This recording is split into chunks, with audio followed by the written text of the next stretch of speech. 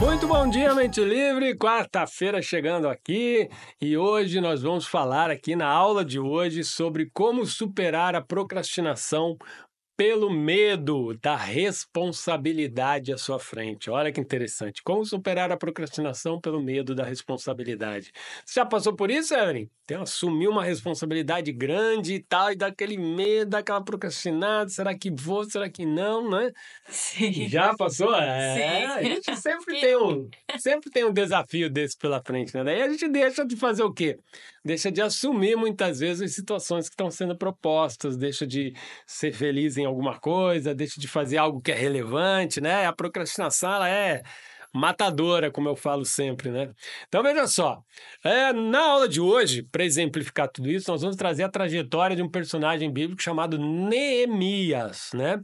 Neemias foi um líder judeu que serviu como copeiro ao rei Artaxerxes Meu Deus, que nome é esse, né? Mas é isso mesmo, né? O rei Artaxerxes da Pérsia e liderou a reconstrução dos muros de Jerusalém. Olha só que interessante, isso aconteceu após o exílio babilônico, né? Então veja bem, de escravo, Neemias se tornou mais à frente um governador e líder administrativo da cidade de Jerusalém. Você conhece essa história, Evelyn? Neemias? Então, vamos lá. Neemias, ó. Eu tô pegando o seu pé só para fazer você ler todas essas histórias, né? Mas vamos lá. Neemias teve uma característica muito interessante nessa trajetória aqui, né? Ele era escravo lá do rei Xerxes e, num determinado momento, ele recebeu uma notícia que os muros de Jerusalém estavam destruídos e tudo mais, e a Bíblia fala que o coração dele ficou muito triste. E naquele momento ele, olha só como devem começar as coisas com Deus. Ele orou e jejuou para Deus para entender tudo que estava acontecendo. Só que ele estava ainda meio tristão ainda, né? Aquela cara e tal, e o rei Xerxes, que ia muito com a cara dele, né? Ele era um copeiro, tem alguns lugares aí algumas explicações que dizem que ele era provavelmente o cara que experimentava os vinhos do rei, né? As bebidas do rei, né? E sabe que esse aí corria um risco toda hora, né? De ser envenenado, né? Mas dizem que era. Então, mas vamos lá. Mas ele tinha do rei um alto grau de confiança. E o rei perguntou para ele e falou assim, pô, por que você tá com essa cara aí? Tá se sentindo desse jeito por quê, né? Claro que não foi desse jeito aqui que eu tô falando, mas foi mais ou menos isso. Ele falou assim, como é que o rei gostaria que eu me sentisse se a minha terra, os meus ancestrais estão todos destruídos? E o rei, né, provavelmente Deus mexeu no coraçãozinho deles e falou assim, tá, e o que você quer que eu faça em relação a isso? Ele falou assim, eu quero que você me deixe reconstruir. Daí ele falou assim, e o que você quer fazer para isso? Daí ele narrou o que ele queria fazer para o rei. Ele falou, preciso de cartas suas liberando para eu passar de cidade em cidade até lá. Preciso que você me dê uma carta aí para o teu general que comanda a parte de construção, madeira, essas coisas todas, armamentos e tal. Ele foi, ou seja, ele entregou na resposta para o rei, ele deu uma estratégia completa para o que ele via fazer. E naquele momento, o rei liberou e ele foi para Jerusalém e começou todo um projeto, toda uma estratégia. Sofreu o assédio de várias pessoas que não queriam que ele realizasse, teve inimigos no caminho, mas ele conseguiu em 52 dias reconstruir os muros de Jerusalém, pelo menos a fase inicial ali de reconstrução. Trabalhou junto às 12 tribos, né, os descendentes das 12 tribos, trabalhou também a parte de proteção da cidade. Então ele foi um cara que ele soube mexer com pessoas, sobre lidar com desafios, sobre vencer o medo, né? E ele venceu o medo da responsabilidade. Você veja, como que ele venceu o medo da responsabilidade? Primeiro, ele ajoelhou e falou com o chefe, né? Olhou para assim e falou, Deus, o que o senhor quer que eu faça? Qual é a tua vontade? O que eu posso fazer para mudar isso? Deus deu a direção e ele foi lá e ele executou, ele não ficou procrastinando, ele foi para cima e resolveu. Então, a responsabilidade para ele se tornou, entre aspas, o que eu vou falar aqui, até pequena, porque ele tinha um Deus que deu o comando para ele, o rei aqui na terra tinha liberado todas as coisas que ele precisa e falou, agora eu tenho que executar. E isso levou 52 dias. Inclusive, esse prazo, ele tinha falado para o rei que seria em tempo recorde mesmo que ele ia fazer. O rei falou, então tá, então vai e faz. E ele realmente fez. E ele se tornou um grande administrador, foi o governador de Jerusalém depois disso. ok? Então vamos lá. O que que a gente tem aqui? Olha que interessante aqui, né, esse resuminho de Neemias. Ele reconstruiu os muros de Jerusalém em apenas 52 dias e ele estimulou o avivamento espiritual do povo de Israel, renovando seu compromisso com a lei de Deus. Óbvio, né? Conseguiu recolocar Jerusalém de pé, trouxe todo um lado de crenças, de espiritualidade, né? A cidade do povo de Israel reconstruída, ele mexeu com todo o lado espiritual e emocional, obviamente, aí, do seu povo, né? Então, você vê, olha a capacidade colocada numa responsabilidade.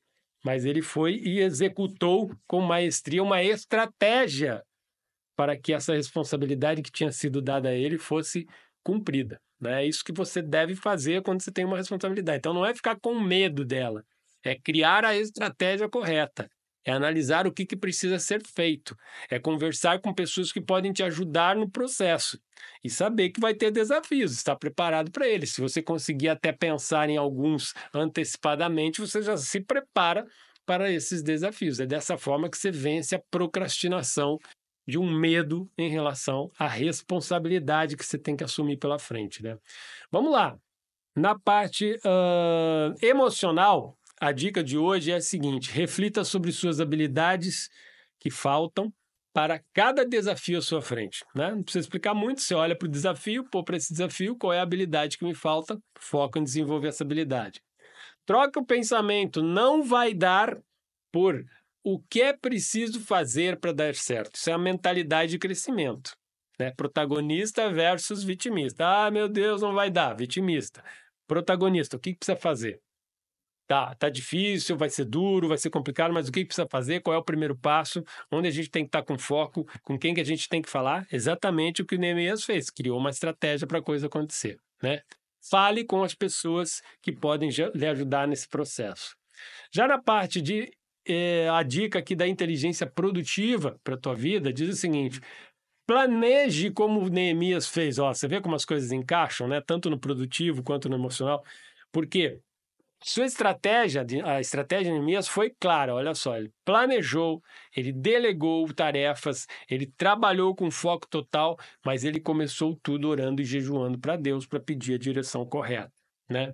Divida, né? Você já viu essa dica em outras aulas, divida metas grandes em etapas menores. Defina prazo para essas etapas e foca em desenvolver a habilidade que você precisa nessa etapa. Priorize o essencial. Olha aqui, lei de Pareto aqui, ó. Use o princípio de Pareto para identificar sempre os 20% das tarefas que geram 80% dos resultados.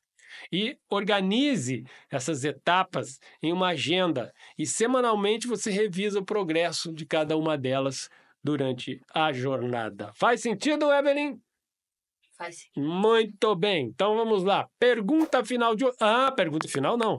Lembrando que você deve se inscrever aqui no canal, apertar o sininho aí para receber todos os anúncios de vídeos nossos aqui.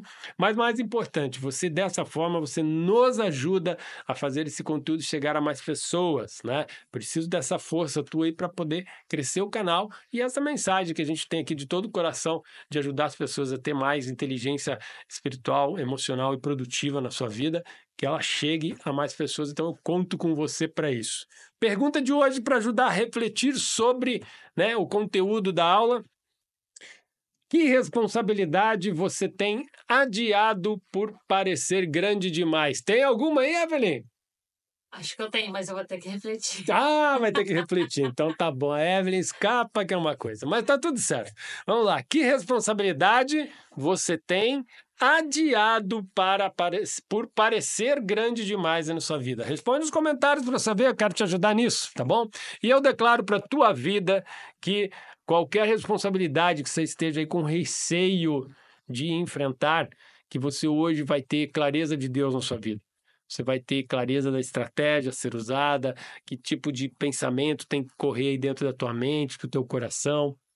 Você vai ter força dentro de você para entender e falar assim, tá ok, Deus, entendi a direção, ou mesmo que você ainda não esteja entendendo, você vai dizer, ok, vou seguir aqui acreditando em ti, porque teus planos sempre são melhores dos que os meus, e me mostra se esses que eu estou seguindo são bons ou não.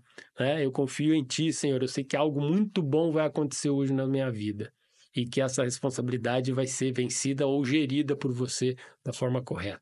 Eu declaro isso em nome de Jesus para a tua vida. Tenha um dia abençoado. A gente se vê na aula de amanhã.